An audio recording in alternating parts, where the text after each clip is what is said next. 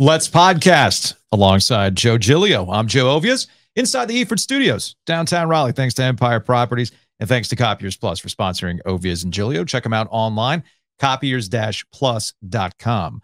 Maybe you are sick and tired of paper jams. Maybe the printer spits out the crumpled up OG logo style, and you are sick and tired of that. Your printer's busted. Contact Copiers Plus. They'll make sure that that does not happen. And if you need maintenance, they're right on top of it because they got the monitoring. So go check them out at copiers-plus.com. Or just figure out where you're wasting money. That's true too.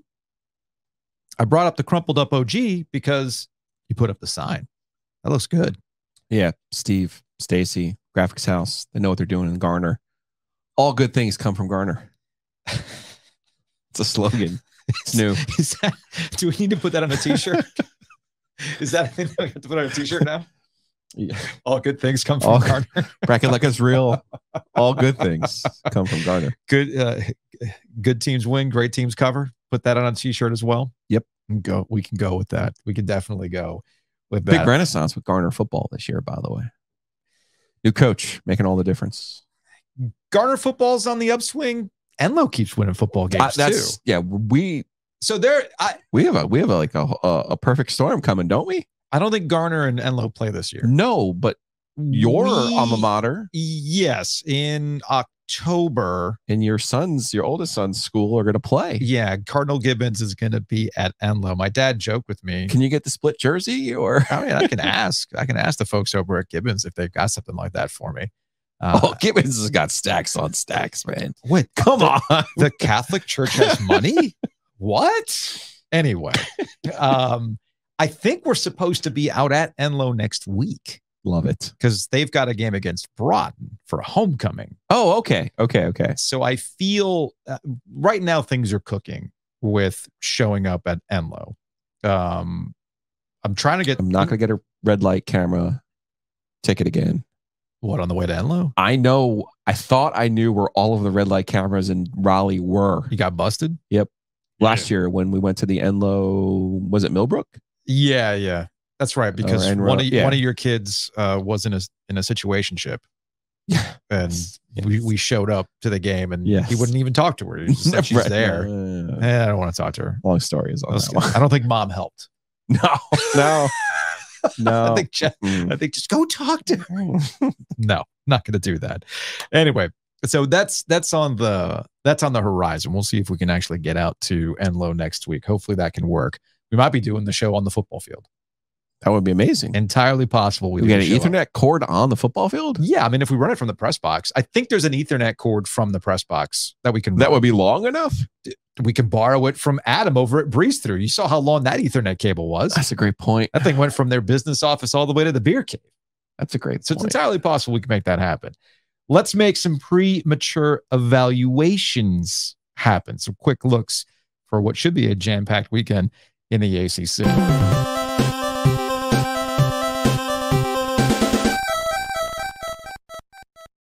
All right, let's go ahead and start with the game that's right out of the gate. On Friday, it's NC State versus Virginia. The Cavs have struggled, and right out of the gate, they lost. They couldn't reload the musket. Tony Muskett got hurt in the first game. He's now day-to-day. He's listed as day-to-day. But Anthony Calandria, your ACC Rookie of the Week, by the week, should be starting in this game. In their game against JMU, he had 2 TDs, nearly 400 yards. I bring this up because if everybody's been focused on NC State's offense, can they get things cooking? It looked like they could do it against VMI. Yeah, don't extrapolate anything from. I'm not going to try to. But NC State's defense, while strong up front, can be had in the secondary. This is a don't mess it up kind of game for NC State. Virginia is the worst team in the league. I know it's on the road. I know it's difficult to trust NC State in the league on the road, but they got to do it. They got to take care of business in this game. Calandria is a nice player. He's given them a little jump for Virginia, but ultimately you're talking about a team that doesn't have as much talent as you do. And in these situations, actually, Dave Doran has been pretty good. He has been pretty good. North Carolina and Pitt, the rivalry. The all caps. The Bubba Cunningham Bowl. For those of you going, wait, what are you talking about? Back in our conversations about getting rid of divisions, we talked to North Carolina Athletics Director Bubba Cunningham, and he jokingly said, we have to preserve the Pitt rivalry. He said it deadpan, and you and I for a second were like, wait a minute, what's going on here? And as we saw on the basketball court this past season, spicy. It is a spicy rivalry between the two. And Pat Narduzzi can make things spicy. But to me, North Carolina's story up until this point in the season has been the different ways that they've won football games. Can they put it all together in one game and really kind of show you what they're capable of in the ACC? Maybe even be college football playoff contenders. I think this one comes back down to their defense straight up. Pitt offensively cannot do anything. And there's a fancy stat that our friend David Hale over at ESPN busted out when talking about Pitt. They've allowed pressure on 44.8% of their dropbacks when the defense did not bring an extra pass rusher, i.e. no blitz. That's the worst mark in the country, up 34% from last season. Of note, Alabama is 126th. Colorado is 125th. But of course, we've known that Alabama's been struggling through it. Colorado is a little bit more high flying, and they're making things work. Pitt doesn't have any of those things going on. They don't have a talent advantage like Alabama has, and they don't have an electric player like Shedeur Sanders at quarterback. So what does Pitt have going for it? That's the question. And it'd be really shocking to me if North Carolina lost this game. Oh, I've said it before. I'll say it again. There are no layups on North Carolina's schedule. And so far, they've been able to handle a tough Minnesota team who wanted to grind them out. Mm-hmm. They have the opener where they really kind of flourished defensively against South Carolina. That looks better given the way that South Carolina played against Georgia, right? App State, then after you have this emotional high in the performance against South Carolina, comes in there, tries to punch them in the mouth, is able to run the football. Well, then they respond in the Minnesota game. So they don't have any layups on their schedule. Every week they have to kind of sort of grind it out. Now they have the talent to do that, and they have the talent to win different ways. This game and the Miami game on October 14th are the ones that I'm looking at going, okay, these are the two hurdles in their way to getting to that Duke game to the Duke game at 8-0. Yeah. And I think it's realistic, but this is a game they got to be careful of. This is a desperate Pitt team. You got to think of it this way. Pat Narduzzi and Dave Dorn are the same person, except Pat Narduzzi has a division title and an ACC title. Mm-hmm. And you might say that's a really big exception, Joe.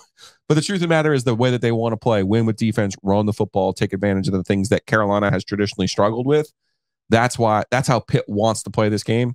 And this is a danger spot for Carolina.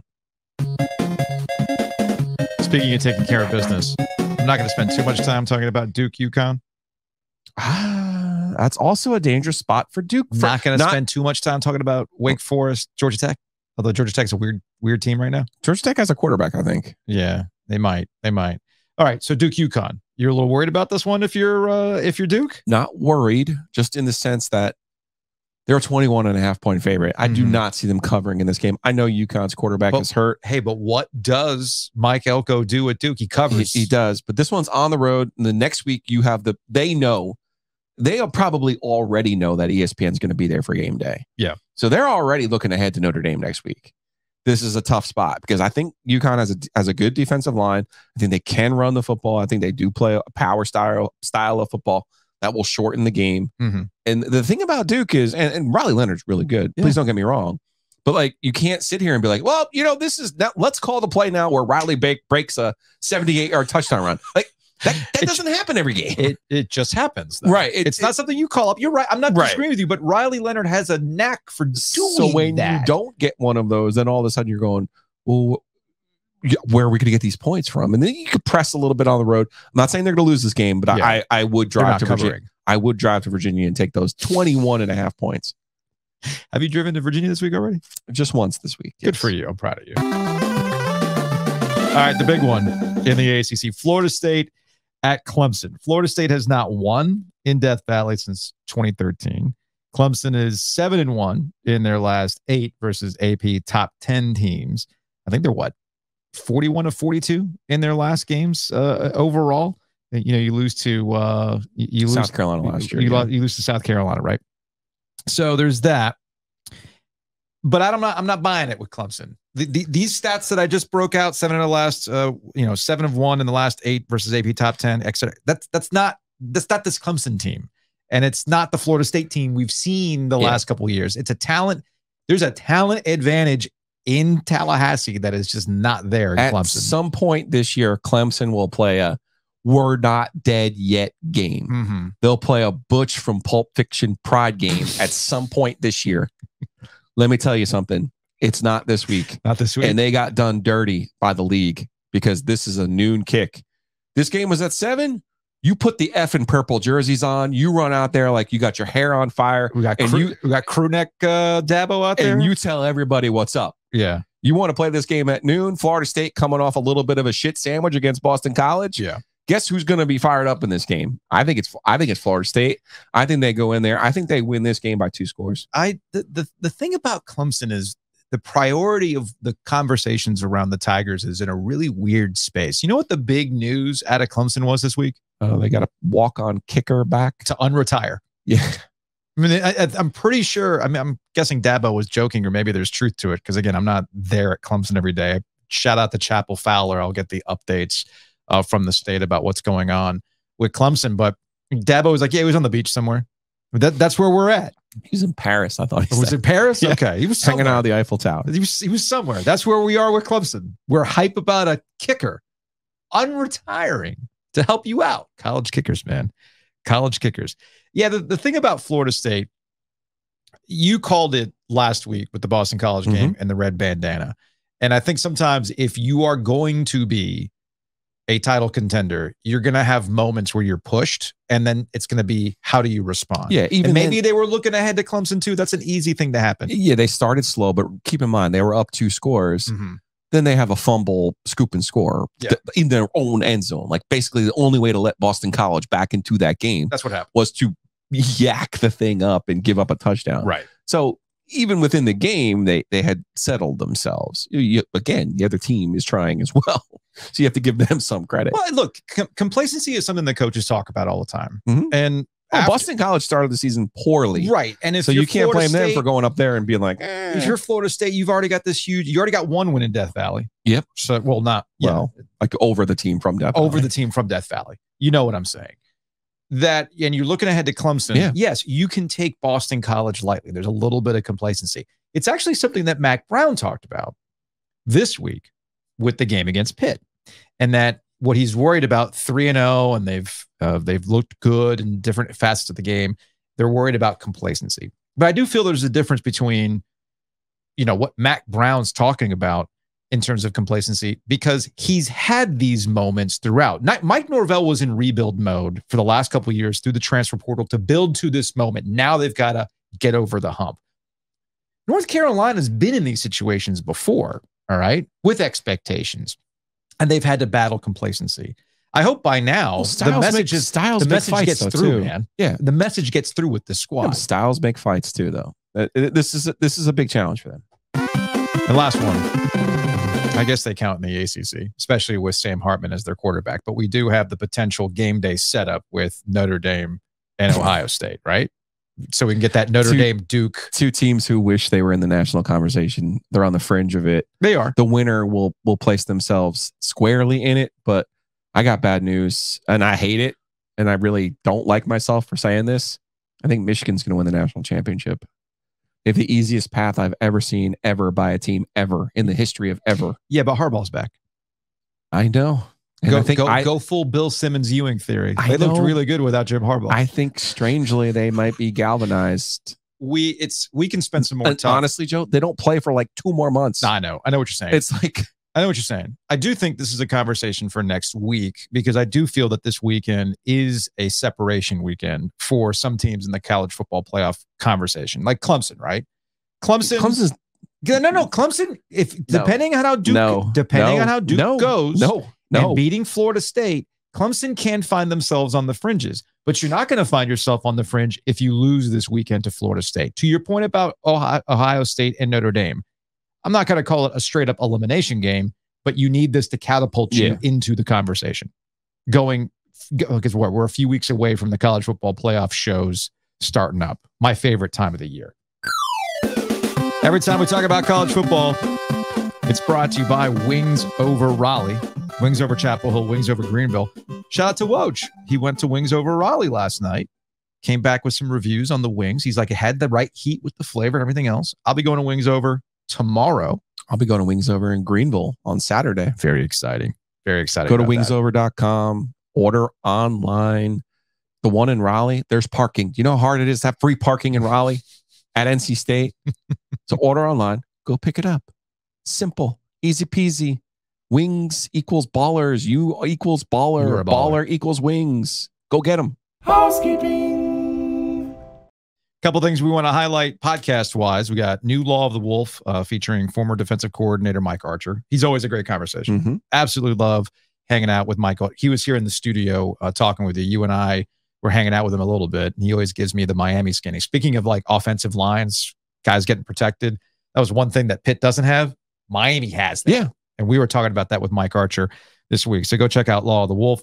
Also check out 919 Vice recording a new one today, focused on coffee. You'll enjoy this episode, Joe. You know I love coffee. We're talking to counterculture today. So that should be a lot of fun.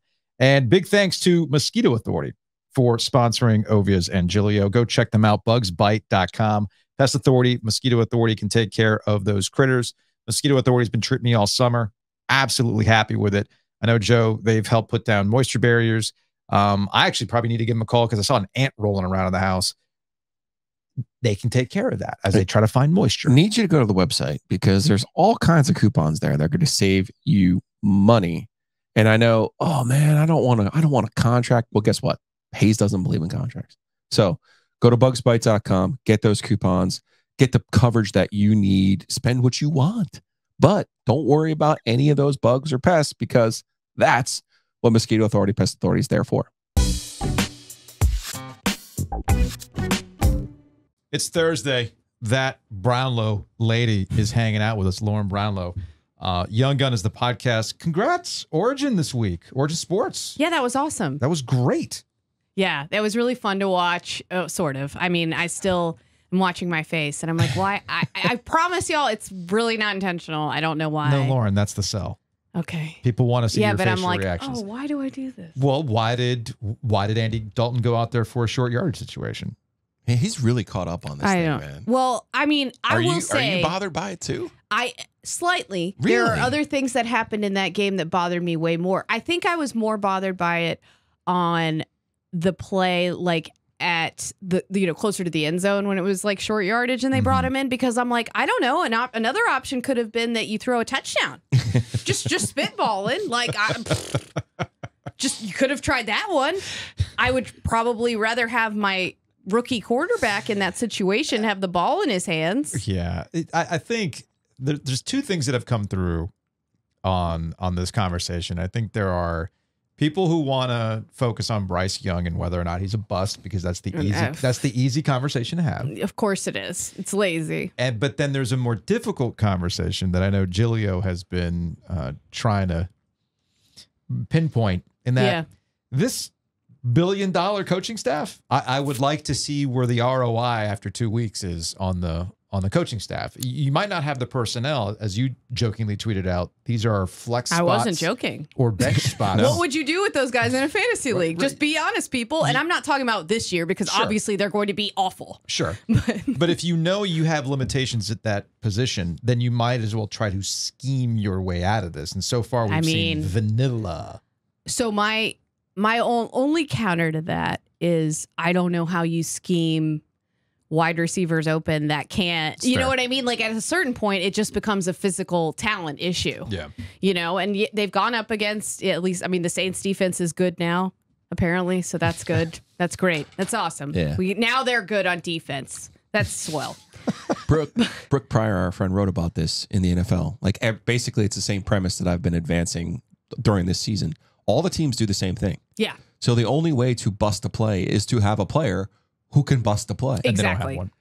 And they just don't seem to have one of those. The only thing we've learned about Bryce Young. I don't know. Christian McCaffrey or DJ Moore might have been those players who can bust one of them, right? Which that gets to the bigger question of the week. This to me is the bigger question of the week. We're just making suggestions here, people. We don't make the big bucks. Serious gift of the Magi shit, man. The Panthers are in the worst spot you possibly could be. I remember when the Bills went through this a while back, and the Bills finally openly said, guys, you're either in a Super Bowl contending window or you got to rebuild. Being in the middle is the worst place to be. And this is where the Panthers are right now, in that either either you're rebuilding or you're not. And they're trying to have it both ways all of a sudden. Yes. And I think it's biting him in the ass. Like, I'm sorry, Frank Reich, you seem nice. I get why you do. I get why you said this, but you can't get out there after we just watched that, crap sandwich on offense and be like, I see improvement.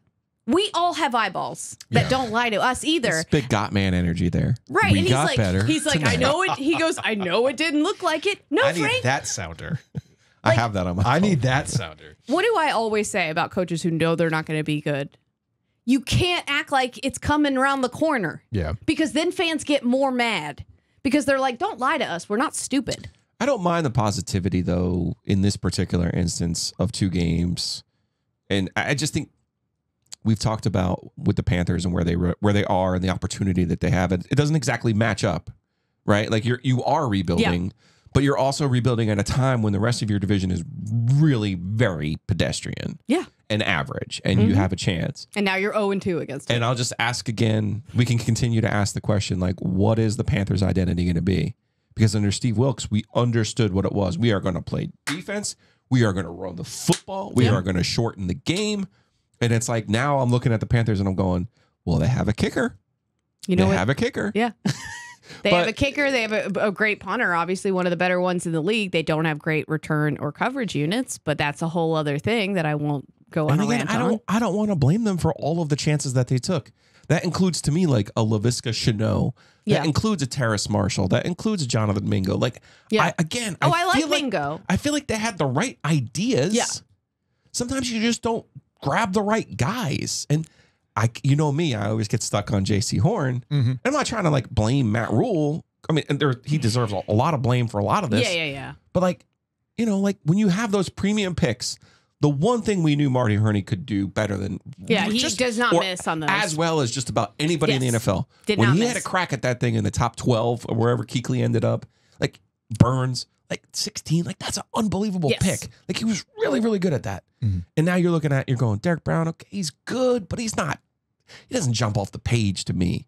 Right. You got who do they have that changes Horn, the game? And you're like, well, when he plays, as you like to say, he's this or he's that. And it's like, he's a productive player when healthy, but again, you have to be healthy. That's an important caveat. It's also like slightly eserteric to be like, well, here he is. He's like guarding people and, give me your pro football focused bullshit of like on range of targets, blah, blah, blah, blah, blah, blah, blah. Yeah, and I don't like, believe them. Buddy, do you make plays? Do you make plays? Yeah. Like, if you're not making plays, then you need to be on a Super Bowl contender. Like that's a premium position on a Super Bowl contender. That's not like, hey, let's rebuild and let's go get a guy who we can just, have guard people and never make any interceptions or make any big plays. Like, right.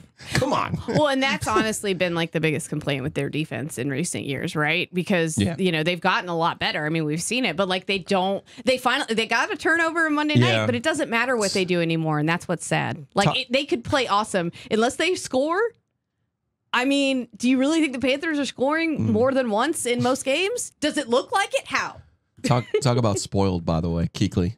My God. Oh. Yeah. Dude made every play all the time, every game. Like, please, I'm going to get emotional. Machine. Well, look, I also like to point out it might look bad right now, but it could also be worse. I mean, really? The Carolina Panthers could have the week that the Chicago Bears seem to be having, where well, at least it's entertaining. I mean, what's entertaining about the Panthers right now? Yeah, I guess there isn't really much anything entertaining about. I guess I don't mind the positivity and the patience out of the head coach after 2 weeks. Like, there is a time to blame you all as a coach, no matter the sport. Oh, I don't want him to blame the players. Yeah. I just want him to level with us a little bit more than he's doing. He's acting like any day now they're going to start scoring points. But I think he believes that. There's a little bit of Russell Wilson to that, right? Like, even though we don't necessarily buy what Russell's selling, he believes it. That kind of alarms me more about Frank, to be honest. I do think Frank believes it. Like, hey, here's what I see in practice. Here's what I know will work eventually. It just has to work for us. I'm also going to give them some grace about losing 2/5 of their starting offensive line. No, when you lose 40% of what already wasn't a great offensive line, that's really difficult to compensate for. Yeah. No, I'm with you on that. Speaking of offensive, look at me, Panthers apologist. You're a Panthers hater. I'm surprised. You're supposed to be a Panthers hater. That's a Panthers hater, but I've been trying to take a 10,000 foot view of what they're trying to do. And again, I want to give them credit for what I think are the right moves. Well, how are they going to get receivers though? They got to pay somebody. Free agency, which never happens in the Exactly. NFL anymore. So they're screwed. Or go back and get somebody to give you the picks for Burns, which that market probably That dried No, up. it's That dried dry up. now. not going to get Like- two. Yeah. And look, I reiterated that point yesterday, where it gets back to are you rebuilding or are you not? And when they decided to not trade away Brian Burns for reportedly 2 first-round picks, I think it was the Rams that were interested in getting. Because, with the Rams, they're like, screw draft picks. Yeah, we don't want to pick. Yeah, but that works for them. We'll go get a guy out of BYU in the 5th round. We'll fine. keep mortgaging this. We'll keep mortgaging it. It is what it is. The Panthers gave the indication that Burns was going to be a part of their long-term plan. Yeah, and Okay, so far, well, if he is, then you're basically setting yourself up for a franchise tag this upcoming season, which is going to be its own story altogether. I'd be shocked if they lock him into a long-term deal, because if he produces this year, the price is only going to go up. I mean, at least that's just my opinion on this. right? I don't understand what they're doing. So you ask where you're going to get your wide receivers from. Well, you get your wide receivers by going and getting them in the draft. Of course, that is provided you hit on those wide receivers. The draft isn't always, and that's why I was perfectly okay with them not giving up Brian Burns for a couple of first-round picks. That position, that pass rusher position to me for sure. is a premium. It's a premium. That is and you one. found a guy. Yeah, I was okay with Yeah, it. I was okay with I that. was okay with it too. I just don't like that they have no picks, because you can't get a good wide receiver without him. Mm-hmm. No, that's the thing. I'm with you though. There are some things that are maddening about the Panthers so far, but there's also the aspect that you do need to exhibit some patience. And I think that gets back to my point about Bryce Young. There is the really stupid top-level conversation as to whether or not this guy is actually producing as a number 1 draft pick and what he is or what he isn't capable of. What if he was like the 10th pick instead of the number 1 overall? We would completely look at it There's a differently. different standard when you're 1-1. Agreed. And the Panthers are not he's doing got no them- control over that. And the Panthers are not doing any favors by dicking around the way they did with Andy Dalton on Monday night and bringing him in short yard, because all you are doing is creating the conversation about, well, wait a minute, why did you draft this guy if you're not even confident in doing the tush push? My with him? issue too is how's he going to succeed this year? Right. Even if he plays perfectly, how's he going to succeed? Yeah. Under what we would consider to be the definition of the pick 1-1. And yesterday I got the stat wrong. There was that Pro Football Focus chart, and he's actually completing the most amount of passes. That's not the worst part of that, though. Yeah, he's completing the most amount of passes to guys who are routinely not open, essentially. Okay. But that gets to the problem that we've been talking about, in that they don't have anybody who can create separation. They don't have difference makers. They don't have the Tyreek Guess Hill. what he had at Alabama? All those Not guys. last year, but Yeah. Well, when he won the Heisman, He could win games. Here's the man. thing. He could win games by himself last year. He's not good enough to It's do that college. at this level. He's He's not just Cam. not. He's not Cam. Exactly. Yeah, He's but not Cam. I think you're discrediting Alabama's offensive line, because Alabama has the best offensive line in college Well, football. but I don't care. it wasn't great the year he was there, relatively speaking. No, I mean the last The 2 last years, year, but no, their offensive line. He's Come on. usually much better than everybody Come else. on. I agree. Yeah, physically especially. That's the biggest transition for him that nobody's really talking about other than me, and that is life's. And he even said, like, somebody asked him about it, like, "Oh, it was easy," and he was like, "No, it wasn't easy at Alabama." No, it wasn't easy all the time. But it's like, you don't get it, dude. Like, I'm not saying he's a sunny day player. I'm just saying, like, it's a lot easier at Alabama than going to Pitt or Boston College. It's just like the Urban Meyer rule. What does that? Right. What does that Principle, say about the Urban Meyer What does that principle. say about the 3 quarterbacks Nick Saban has now? Nothing No, good. they're struggling. I mean, they're they're on the on the bus. yeah, I they're- told you, they're very Alabama much and Clemson struggling. are dead. Yeah. It's going to be even further illustrated when Florida State goes in there and wins by 2 scores. Yeah. Well- a noon game. Yeah. What did the ACC do to Clemson? I know. Like, not to go full NC State tinfoil hat, but like, oh cool. Yeah, NC State goes there last year with like a once in a 50 effing year chance. Oh, let's play it at night. Let's play it at 7:00 at night. Death Valley, What let's did you go. think was going to happen at night at Death Valley? Yeah. Oh, now Florida State's back. Oh, what time are we going to play that game? Oh, we got to get that thing going. We got to get that thing at noon. That's the big national window. Come on. Garbage. I mean, I don't know that it would matter what time they played Don't you start with logic. if they can't move the football. Don't you start with logic. Whether you're a college fan or an NFL fan, I think what you're underestimating a bit is how frustrating it is as a fan to watch your team like literally struggle to just move the football a little bit. Yeah. Yeah, they're the worst offense in the NFL right now. Period. They don't have game playmakers. What, Clemson? No. And we're all over. We're all over the Yes. place. I'm saying the Panthers have the worst offense in the NFL. Are we talking about the Pitt Panthers? They're not the Carolina Panthers. Well, we can talk about the Pitt Panthers because Oh boy. you got to square that thing, man. They're gonna have a Super Bowl. I am. Well, this is and they where we will always close. play them, and it's a night game. This is the Yes. rivalry. This is the rivalry. The rivalry. The rivalry, according to Bubba Cunningham. Our guy. Yeah, but it's a joke. When we were breaking up divisions, he's like, you have guys. you have to salvage. That's You have funny. to honor the you have Pitt to rivalry. preserve the rivalry. With I love Pitt. that rivalry because it's the most absurd. It's got huge coastal energy, Yes. which you know I'm here for. Yes. But it was always the dumbest outcomes. Remember Larry Fedora went gonna say, those undefeated were- against the Pittsburgh Panthers. Yeah. Okay. I was gonna say, right? And like they The only barely been able to beat him Division I since. team to compete. This is the only one, and he did it with like quarterbacks you wouldn't expect him to do. Exactly. Not the Peterman, but Nathan something It was else. Nathan. So I can't remember that. Elliott.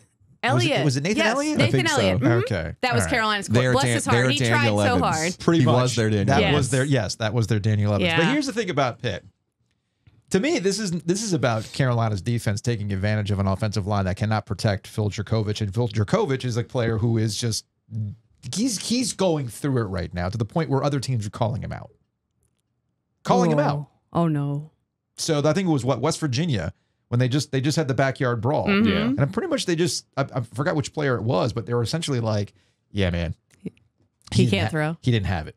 Or he didn't. Like it wasn't even Again, did you watch that game? Any of that game? No, I didn't. I What wasn't an able amazing to. setting. I mean, I know that that's their rival, Yeah. but the game at West Virginia, place was juiced, man. I'm telling Yeah, you, for the, sure. the Irate Gilio conference would be off the charts.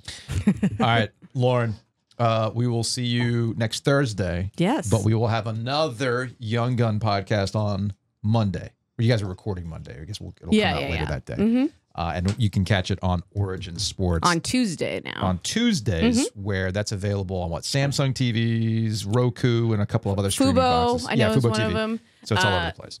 yeah. Very cool. All right, we'll see you then. We'll see you then. Okay.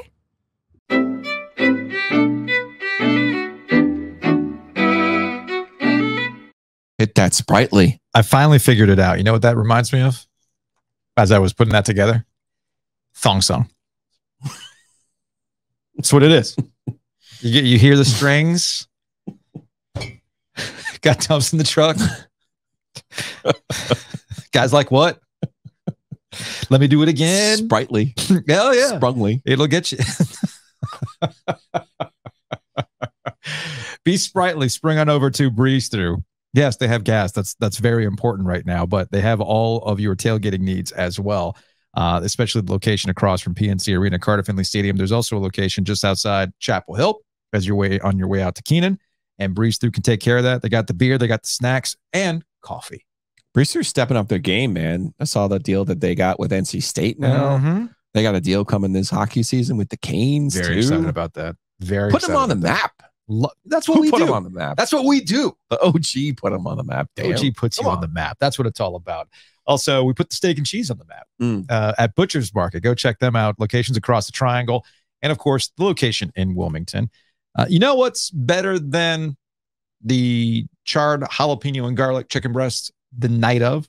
The next day. The next day. I had some leftovers. Pop a little bit of that in some soup, maybe. Ooh, I didn't think It's almost about soup that. season. We're almost there. I had some, was it 2 nights ago? It is September 21st. Open up that back door. No bugs. I'm Open gonna up the back door. I'll be headed to I'm going to be headed to Butcher's Market tomorrow, actually, as well. So I'm gonna have my friend Ryan over. I'm due a run. So there's going to be wings, and now they have wings, obviously, at Butcher's Market. But I'm going to get some dogs. You recommend the dogs all the time. Hot dogs are so good. Yeah, I'm probably going to pick up some of those types of things. Hearty. They're not like one of those. Yeah, Hey, I just had a beer. yeah. Can I have like a hot dog in between while we wait for this steak? No, like it's lunch. It's good. So again, big thanks to Butcher's Market for sponsoring Ovias and Gilio. What's the most expensive thing you've ever lost? Toss up between a bet I had on NC State against Vanderbilt in 2005, four, and the time Jackson spilled a drink when he was like not even 2 years old on a 1 month old Apple computer. Oh, that's busted. I'm talking about you lost it. You can't find it. It's gone. Actually lost? It's straight up lost. I get what you're saying with the spilled stuff on a computer. That sucks. I totally get that. Yeah, then it's got to be the Freegee bet. That's not something physical, though. Have you ever lost an F? Money. Have you ever lost an F? Speaking of losing money, have you ever lost an F-35? I don't even know what an F-35 is. It's a really expensive stealth jet that the military lost this week. They did. They straight up lost it. Pilot ejected. That radar was so good. No, pilot ejected. Okay. And the jet, when a pilot ejects, the technology now is that the jet will correct itself and they just keep flying straight. It basically turns into a cruise missile at this point. When it's going to run out of gas, it'll fall anywhere. Who's to say? So they lost it. So they just straight up lost it, which gets us to probably the most, viral sound of the week, where there was an eyewitness who saw this. The guy's name is Randolph White, and he imitated. This is from our guy CJ Zero. He witnessed the F-35 crash, and he imitates what he heard when it went down. Normally, it's pretty quiet, but on Sunday afternoon, I was in the bathroom taking a shave, and I heard a screeching, between a screech and a whistle. I said, what in the world is this? And I heard a boom. Then my whole house shook. White says he did. Do I add that to the sounder? That's a pretty accurate description. That's a pretty good description of a jet going a million miles an hour and then eventually crashing into the ground. If you check out our YouTube page, we have our full conversation with Carolina Hurricanes center Sebastian Aho. I talked to him for about 20 minutes, wide-ranging conversation. I think we got him to laugh a little bit. But you know where we really got him in his element? With that championship Molkky. That Molkky game. So it's this Finnish backyard game that my neighbors had purchased earlier in the summer. And I thought it was, you know how it is. You go down the side of the road. He's like, world famous burger, the best shrimp basket in the planet. You're like, okay, cool. Right. But apparently it is that big of a deal. It's a thing. And Sebastian Aho has played it. And you almost had him, dude. You almost had him. I really want to see the replay when I hit the number one pin. Like, it was an impossible shot. One in a million, Jerry. And didn't go down. Like, I don't know how it didn't go down. Well, Webb Wellman put the video together for us. The game, How to Play Molkky, featuring Sebastian Aho. I really hope to corner the YouTube tutorial market on Molkky.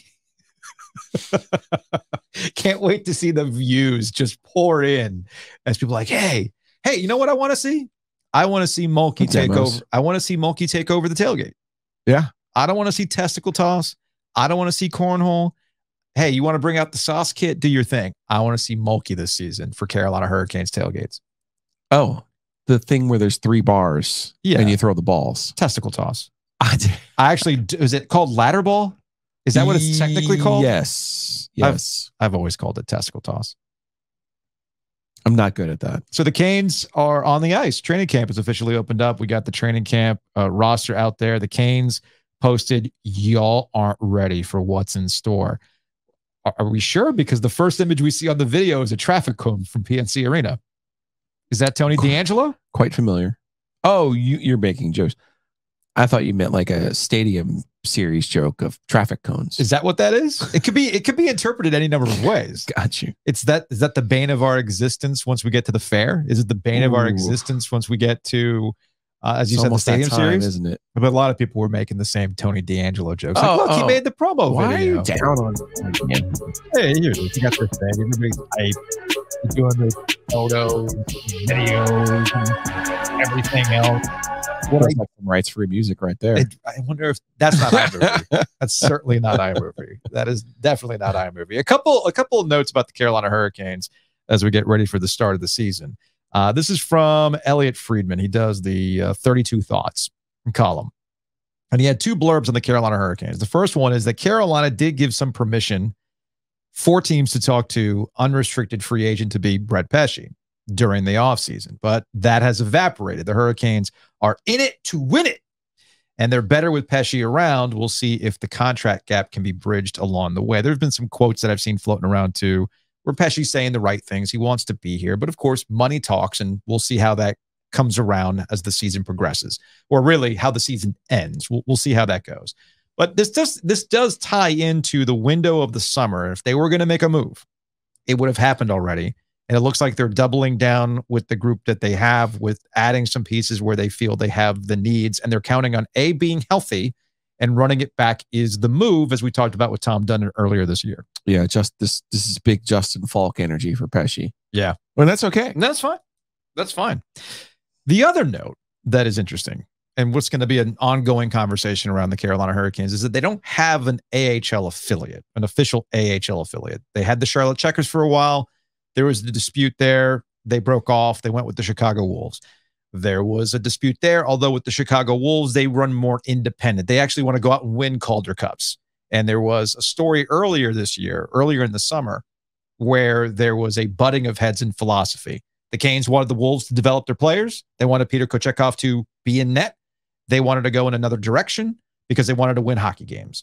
And obviously, those two things are not congruent. So something had to give. The Wolves are going to go off and do their own thing.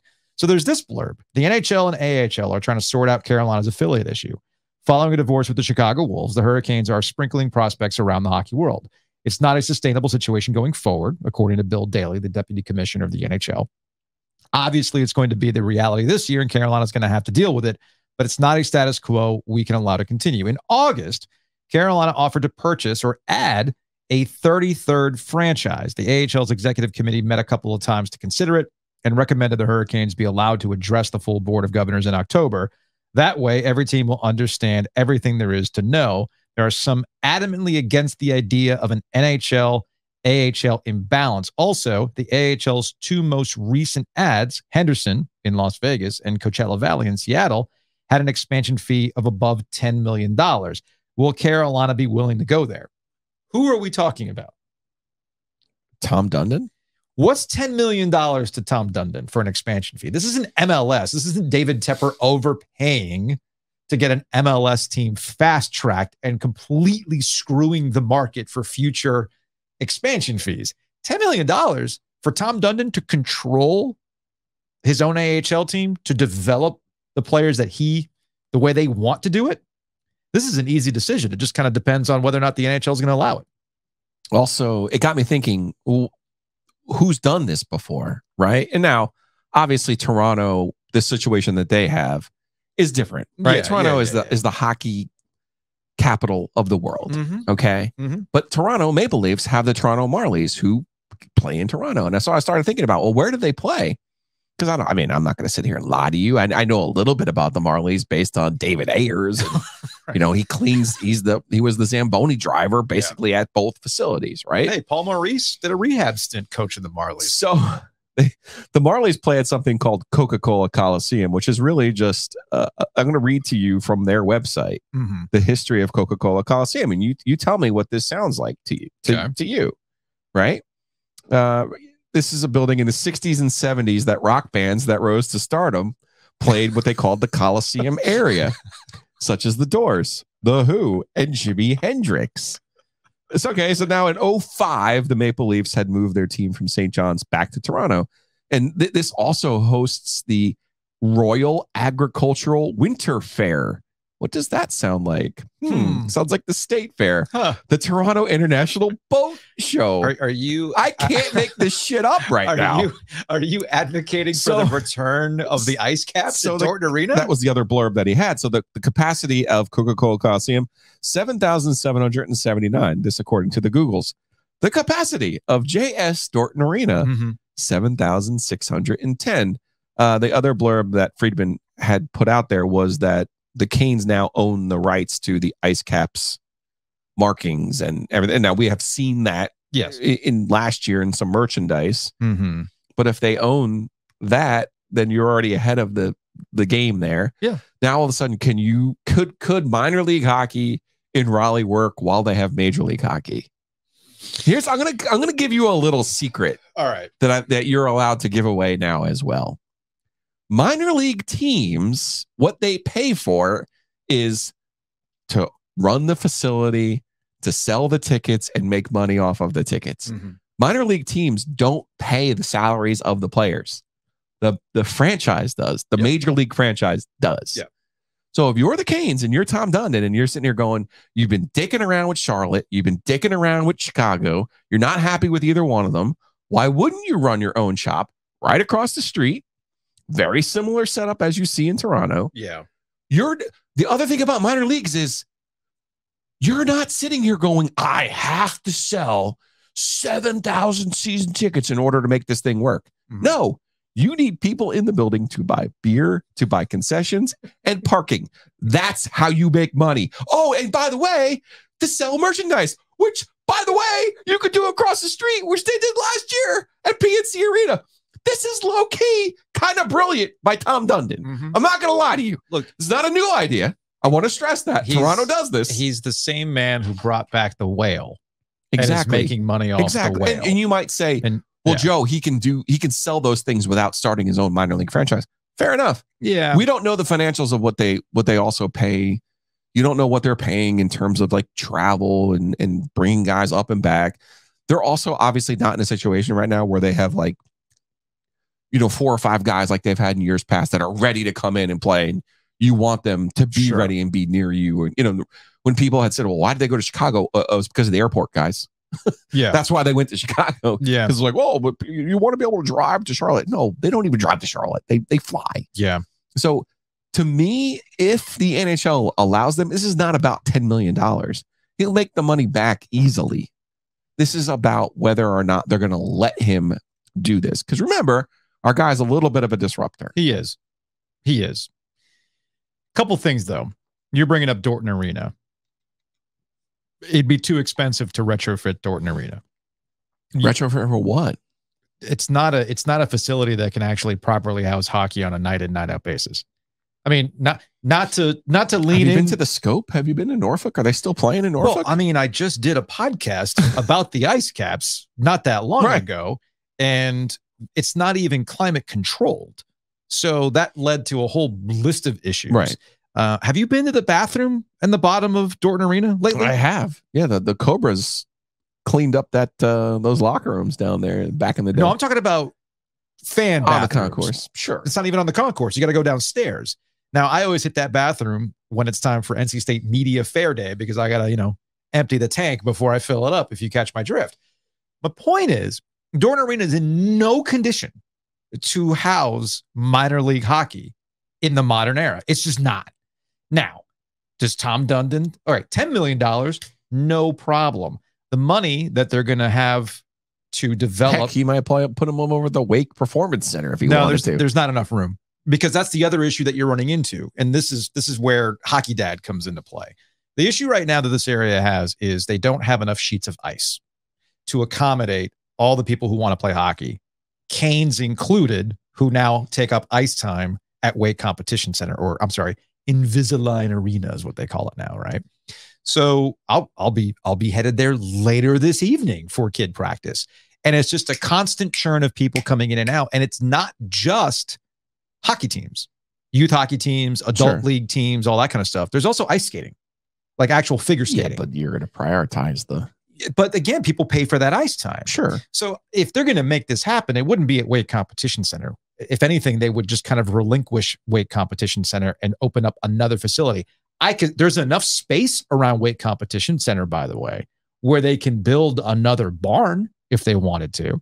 My understanding too is that there is something being built out in Morrisville. No, I'm sorry. Is it Morrisville? No, not Morrisville. Out in Holly Springs, by the Salamanders. That whole area. Yeah. They've got soccer fields. They've got the Coastal Plain League team, the Woodbat League, Instructional League. My understanding is that they're going to be building another facility, and it's not necessarily going to be run by the Polar Ice House organization. It's going to be run by somebody else. Again, this is all kind of just nebulous stuff that I understand, but don't know all the particulars of it. Meanwhile, you know what's still sitting there empty? That hasn't been developed yet? Where they used to practice. The old club zone, the old Mars Center Ice, or whatever it was called, which is right by where the Raleigh IcePlex, which is where the Olympic sheet of ice is. AKA where I spent my 21st birthday, Mars. Shout out to Mars. Man, we've had a week of references. Wow. Mr. Dunderbach. We're going Mars Bar back in the day. I did not. I was. Did you have the drink that came in a fishbowl?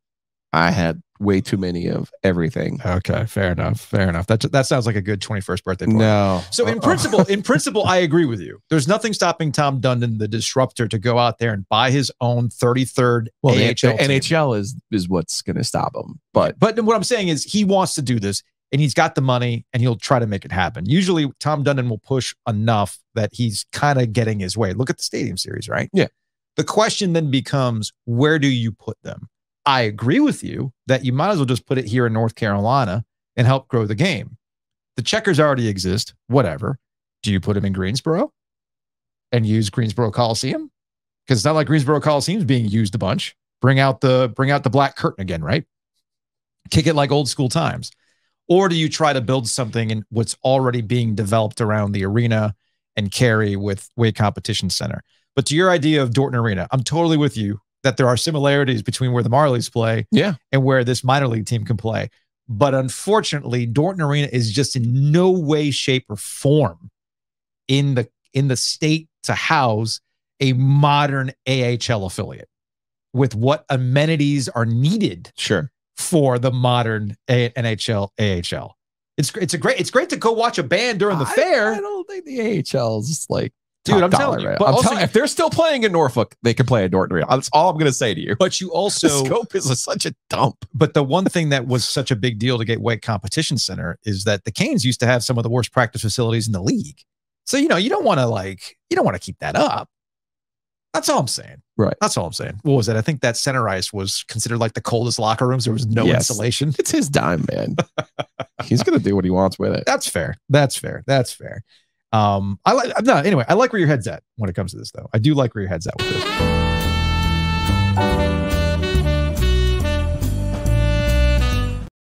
Big thanks to Matt Davis, InsureGarner.com, VOGinsurance.com. Give him a call directly at 919-779-8277.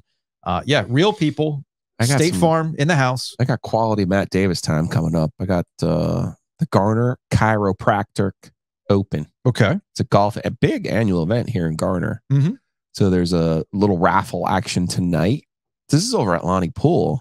Big doings here in Garner that it's not at the home course. I see. A little bit must have been something happened there. I'll have to get to the bottom of it tonight. But huge event. So that's today, tomorrow.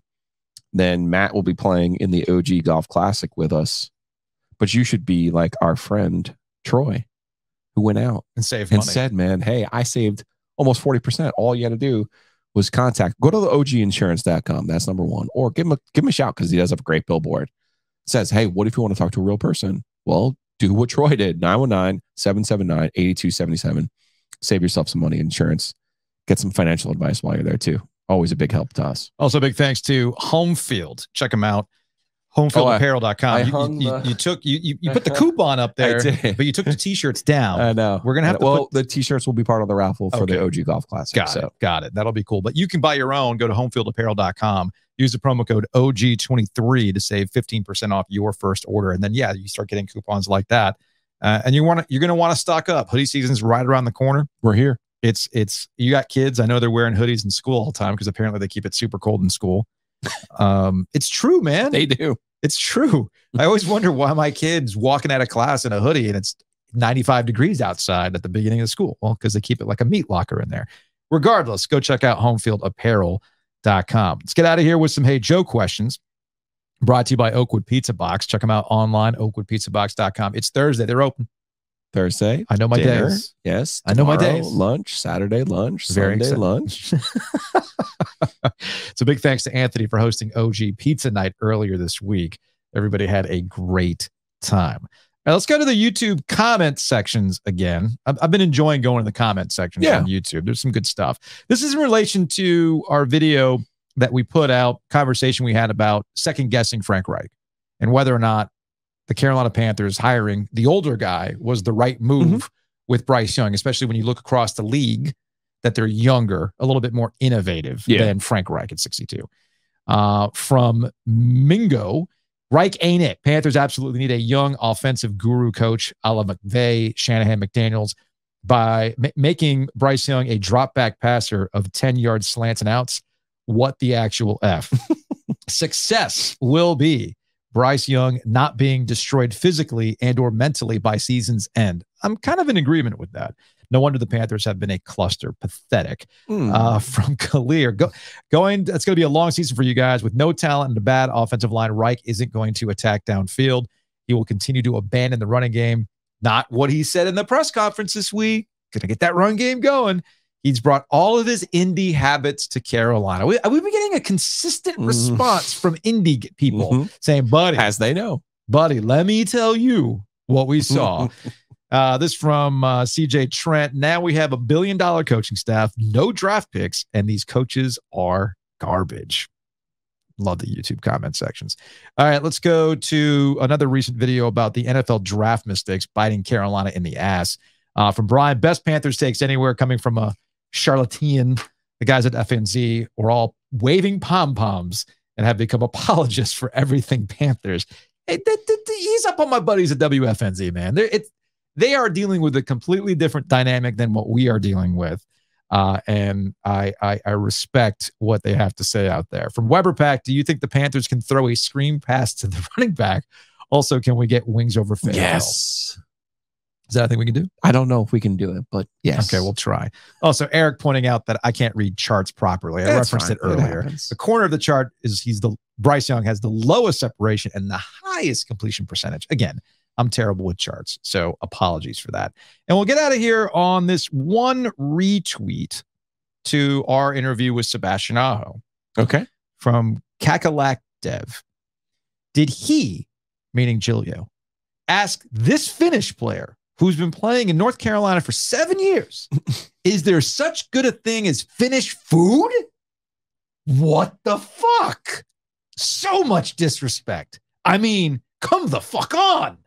As someone who's been to Finland, the food is amazing, by the way.